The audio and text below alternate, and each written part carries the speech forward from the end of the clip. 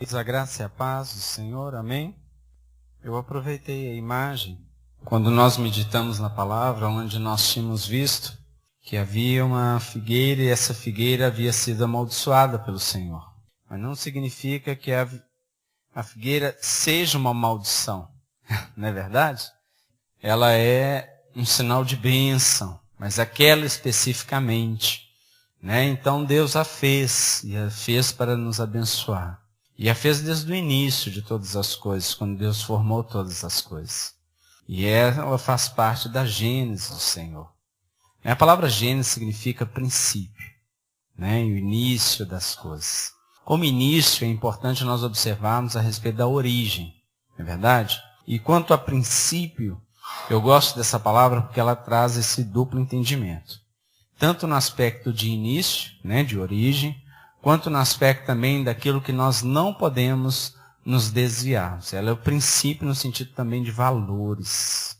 Então é a nossa base a respeito de todas as coisas. E o que Deus nos ensina desde o princípio? Isso significa desde o início e daquilo que nós não podemos nos desviarmos. Se nós meditarmos na palavra de Deus, como vamos fazer agora, no livro de Gênesis, capítulo 2, a partir do verso de número 4, nós vamos entender um pouquinho melhor sobre isso. A mensagem de hoje será dividida em duas partes. Ela se inicia hoje e ela se conclui no domingo que vem. E na sequência da primeira parte da mensagem de hoje, nós também teremos a Santa Ceia do Senhor. Amém? Então nós vamos ler o texto e caminharmos a partir da meditação do texto. Então, Gênesis, o primeiro livro da Bíblia, no capítulo 2, a partir do verso de número 4. Diz assim o texto: Esta é a Gênese dos céus e da terra, quando foram criados, quando o Senhor Deus os criou. Não havia ainda nenhuma planta do campo na terra, pois ainda nenhuma erva do céu havia brotado, porque o Senhor Deus não fizera chover sobre a terra. E também não havia homem para lavrar o solo, mas uma neblina subia da terra e regava toda a superfície do solo. Então formou o Senhor Deus ao homem do pó da terra e lhe soprou nas narinas o fôlego de vida. E o homem passou a ser alma vivente. Queridos, é importante nós sabermos e conhecermos o poder de Deus. Se você tenta comparar o Senhor com alguma coisa ou com alguém, ele é incomparável. Porque tudo que se possa comparar com Deus foi feito por Deus. Porque Deus fez todas as coisas. Como se compara a criação de Deus com o seu Criador? Deus não só fez todas as coisas, mas Ele também sustenta todas elas conforme o seu poder. Isso significa que se Deus fez todas as coisas, Ele é o eu sou. O Deus desde a eternidade passada e vai permanecer por toda a eternidade que há de vir. Isso significa que Ele é o todo poderoso. Todo o poder está nas mãos de Deus. Isso é maravilhoso. Significa que também Ele é todo amor, todo justiça, todo juízo, todo misericórdia, todo compaixão. E a sua providência cabe e atende a todas as nossas necessidades. Então, se você e eu, nós precisamos de alguma coisa, é somente a Ele que nós devemos recorrermos. Somente dele virá aquilo que nós precisamos. E mesmo tendo feito todas as coisas, e no capítulo 1, capítulo 2, até o verso 3 nos mostra isso, que ele tinha feito já todas as coisas, mas ele ainda não havia feito o homem. É no capítulo 2, a partir do verso 4, que tem a descrição final dos seus feitos. E começa a descrição no verso 7, que Deus fez o homem. E interessante que antes de fazer o homem, ele já cuidava de tudo que ele havia feito. Porque ainda não havia brotado as plantas que ele havia já semeado. E para regar tudo isso, ele providenciou uma neblina, pequenas nuvens, que regava a terra. Sabendo Deus que depois que tudo brotasse, este homem, que ele iria fazer a partir do verso 7, este homem iria desfrutar de tudo de bom que Deus havia feito. Deus já estava cuidando do homem que ele iria criar. A Bíblia diz que Deus nos fez desde a eternidade. Deus sonhou com a sua vida e com a minha vida. Deus já nos conhece quando nós ainda éramos uma substância informe. Deus já nos conhecia. E Deus já tinha um propósito para a nossa vida. E quando Deus formou o homem, e foi o Senhor Deus que nos formou, nós somos gerados de homem e de mulher, mas nós somos feitos por Deus. Gerados pela carne, mas feitos e sonhados por Deus. Nós somos sonhos de Deus. E aqui a palavra de Deus nos mostra que nós fomos formados do pó da terra.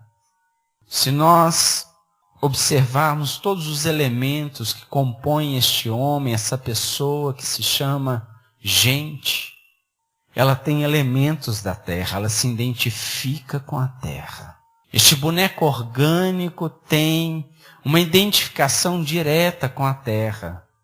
E por esta razão da terra se alimenta, e no final do ciclo da vida da terra, ele retorna. Porque ele veio da terra. Essa é a formação e essa é a estrutura humana. Essa é a nossa realidade orgânica. Mas não termina aí. Diz também que Deus, nesse boneco orgânico, formado do pó da terra, lhe soprou nas narinas o fôlego de vida. O fôlego de vida foi soprado neste ser. O fôlego da vida é o Espírito de Deus. E depois que Deus soprou o Espírito no boneco orgânico, aí sim, este ser passou a ter vida. E o homem passou a ser alma vivente. Nós somos três em um. Nós somos corpo, nós somos alma e nós temos vida.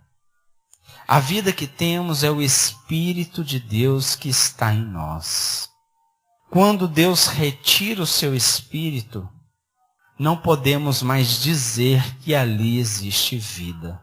É quando a medicina confirma o óbito.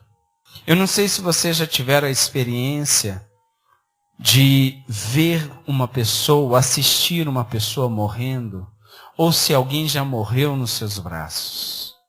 Você percebe o Espírito saindo. Não necessariamente você vê, mas você percebe. E quando o Espírito é retirado, fica apenas o boneco orgânico. E a respeito da alma vivente, deixa de ser vivente na terra e passa por um processo que a Bíblia diz da vida eterna. Agora, se essa vida eterna será com o Senhor ou não será com o Senhor, é uma coisa, é um mistério entre o homem e Deus na sua jornada. E a Bíblia diz que vai ter vida eterna com o Senhor aquele que o aceitou e o confessou e creu no seu coração que Jesus Cristo é o Senhor. É uma decisão necessária nessa caminhada na terra que chamamos de vida. Agora, nesse mesmo trecho, nesse mesmo versículo, Existe uma verdade absoluta que só existe vida enquanto houver Espírito de Deus.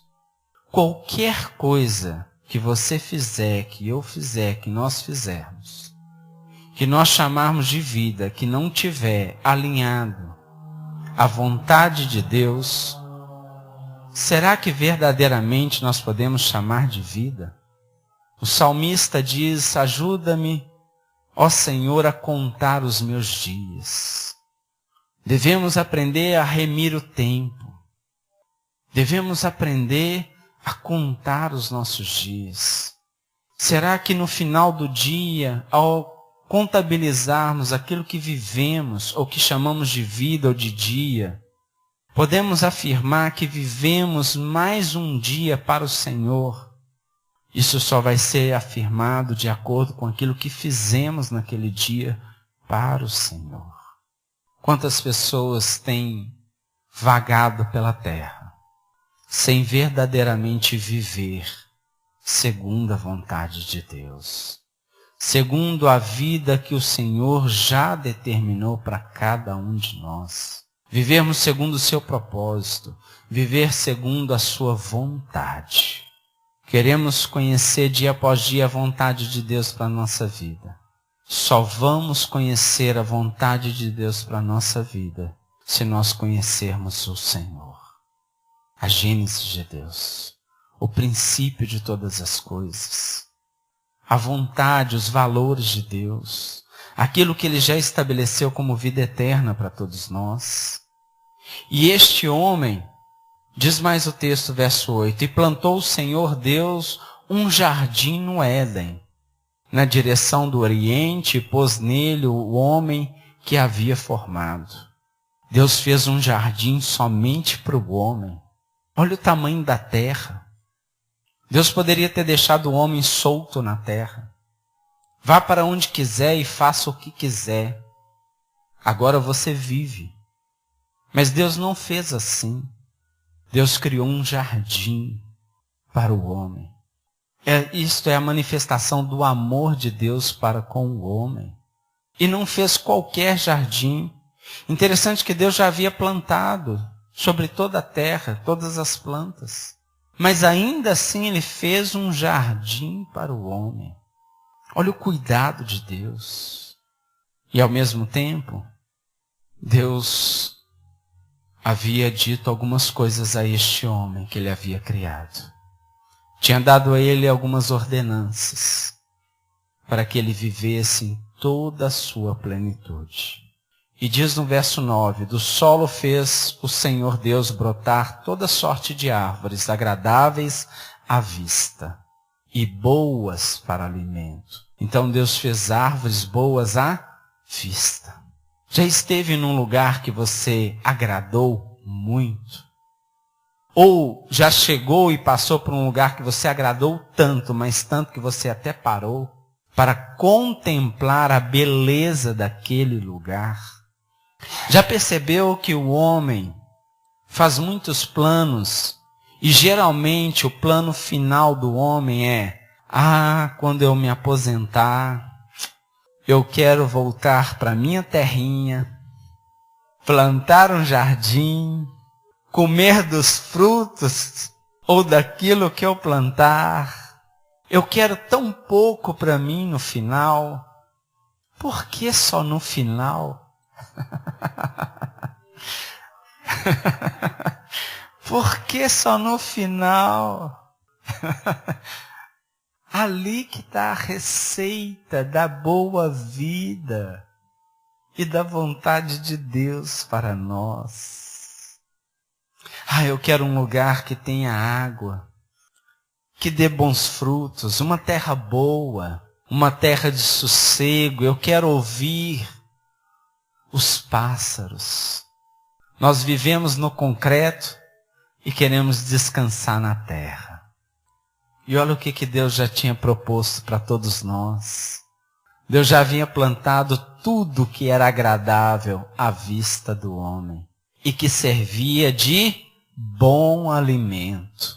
E nós nos alimentamos de tudo aquilo que é empacotado, enlatado, produzido em série, guardado a vácuo e com data de validade. E Deus já tinha feito algo perfeito para nós. E nós queremos nos alimentar de tudo aquilo que nós sabemos que não é bom para nós. Tanto o corpo quanto a alma. Já viram que dentro da cidade de concreto, a nossa alma se inquieta? Já viu que na cidade de concreto não produz os bons frutos que o nosso corpo precisa? Oh, meu Deus! O homem, quando precisa ser duramente castigado, ele é colocado num espaço fechado de concreto. E a luz do sol entra por um quadrado. E ele passa a ver o sol nascer quadrado. E essa penalidade, essa disciplina é dada ao homem que não consegue, não sabe desfrutar de tudo de bom que Deus fez para a sua vida. E às vezes nós nos colocamos em lugares assim, ainda que não estamos sendo disciplinados pela justiça da terra. Quantas vezes vemos o sol nascer quadrado e nos privamos de uma terra do qual fomos feitos e do qual nos identificamos. E o mais importante, através dela nós vemos resplandecer a glória de Deus. Quando vamos à praia, sentimos a brisa, logicamente para quem gosta, tem gente que sofre, até entendo. Mas não compartilho, eu gosto demais. Sinto a areia, você senta na areia, se distrai com as conchinhas, começa a catar, e parece que você vai catar todas, e aquilo parece que é infinito. Ou se você se incomoda com a areia, e tenta limpar, quanto mais limpa, mais sujo fica. Também parece infinito. E você entra no mar, e você desfruta daquele frescor da água, também para quem gosta. Mas independente de gostar ou não, você olha para aquela maravilha, para aquela grandeza toda. E você vê que você não consegue contar e nem pode contar.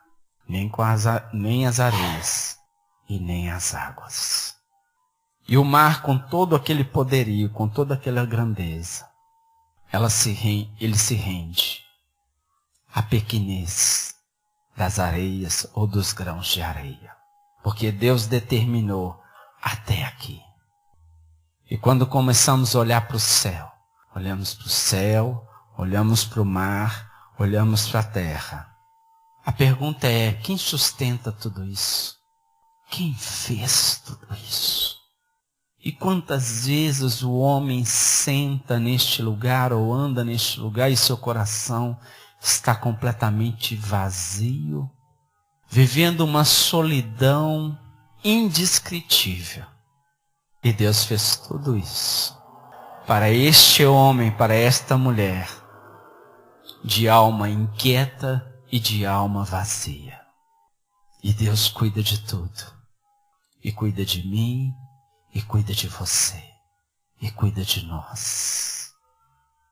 E ouvimos a gaviota que vem e que se alimenta, e que pega um peixe e se vai. E nós pensamos, estamos passando falta de tantas coisas.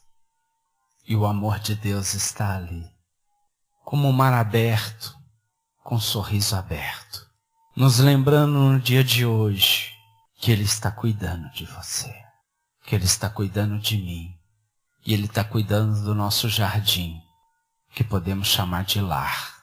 O seu lar, o meu lar, é o Éden que Jesus fez. Depois de um dia de fadiga, depois de um dia de peleja, é onde reclinamos a nossa cabeça. E é onde nós encontramos um oásis de pessoas que nos amam e que verdadeiramente nos amam, com todos os nossos defeitos e falhas.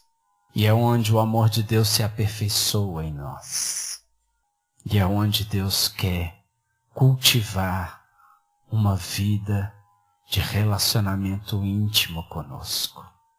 Começa na nossa casa, no nosso lar. E também a árvore da vida no meio do jardim, e a árvore do conhecimento do bem e do mal. E saía um rio do Éden para regar o jardim, e dali se dividia, repartindo-se em 4 braços.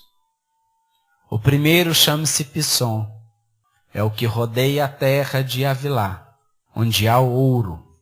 O ouro dessa terra é bom. Também se encontram lá o bidélio e a pedra de ônix. O segundo rio chama-se Gion, e é o que circunda a terra de Cuxê. O nome do terceiro rio é Tigre, e é o que corre pelo oriente da Síria. E o quarto é o Eufrates. Tomou, pois, o Senhor Deus ao homem e o colocou no jardim do Éden para o cultivar e o guardar. Interessante que o homem estava completamente cercado de riquezas naturais da terra. E ele estava completamente tomado pelo amor de Deus. O homem até então não havia caído, cercado de ouro, cercado de ônix. Porque se este homem estivesse já caído, ele já tinha esquecido de se relacionar com Deus, e já tinha corrido atrás desse ouro, ou de juntar ouro e de juntar ônix. Mas a beleza de Deus o atraía, o amor de Deus o atraía, de tal forma que era aquilo que ele tinha de maior valor. E Deus disse a este homem para cultivar e guardar o Éden. Nós temos que cultivar e guardar a nossa casa, o nosso lar. Nós temos. Como se cuida do lar, como se cuida do nosso Éden? Orando, vigiando, consagrando, sustentando, dando as manutenções necessárias, estando vigilante todo o tempo a respeito de tudo aquilo que ameaça ou que possa prejudicar em alguma instância o nosso Éden, o nosso lar. Deus não havia dito para o homem, guarda o ouro, vigia o ouro para que ninguém roube. Deus não disse isso. Deus não falou, olha, vigia os 4 rios, não deixe ninguém poluí-lo. Guarda o ônix, junte o máximo que puder, porque virá dias maus. E vai precisar de tudo isso. Deus não disse isso. Deus sabia que o homem iria cair. Deus sabia que dias maus viriam. E Deus não mandou o homem guardar riquezas. O que disse Deus ao homem? Cultiva e guarda o Éden. Faça isso. O que Deus tem para a nossa vida hoje? Guarde o seu lar. Lares fortes, igreja forte. Igreja forte. Cumpre em toda a plenitude a vontade de Deus.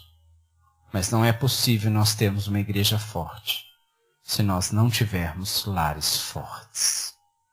Como se pode regar o nosso lar? Como podemos regar, como podemos cultivar? O que nós lemos em Josué capítulo 1, verso 8 hoje? Observando toda a palavra de Deus. Guardando no coração. E vivendo cabalmente. Qual é a consequência de fazermos isso? Seremos bem-sucedidos e bem-aventurados. Prósperos na terra. Quer ter uma vida próspera? Quer ter um lar verdadeiramente próspero? Josué capítulo 1, verso 8. Se nós vivermos Josué capítulo 1, verso 8, nós estaremos cumprindo com aquilo que Deus havia mandado para o homem que já vivia e estava vivendo segundo o coração de Deus. Sem correr atrás de ouro, sem correr atrás de ônix, alimentado pelo próprio Deus, como vimos lá no verso 9. Cercado de árvores agradáveis à vista e boas para o alimento. Deus já nos proveu o alimento. Deus vai nos prosperar. Deus já nos prosperou. O que não podemos fazer é nos desviarmos da palavra e dos princípios de Deus. Aos seus Deus dá enquanto dormem. Salmo 127. Em vão será trabalhar dia e noite, se desgastar com todo o trabalho, porque aos seus Deus dá enquanto dorme. Amém? Essa é a primeira parte. A segunda parte será domingo que vem. O amor de Deus, o nosso Pai, graça redentora do nosso Senhor e Rei, Salvador Jesus Cristo de Nazaré, e as doces consolações do Espírito Santo de Deus, seja com toda a igreja sobre a face da terra, até a vinda triunfal do nosso Senhor Jesus. Amém. Amém.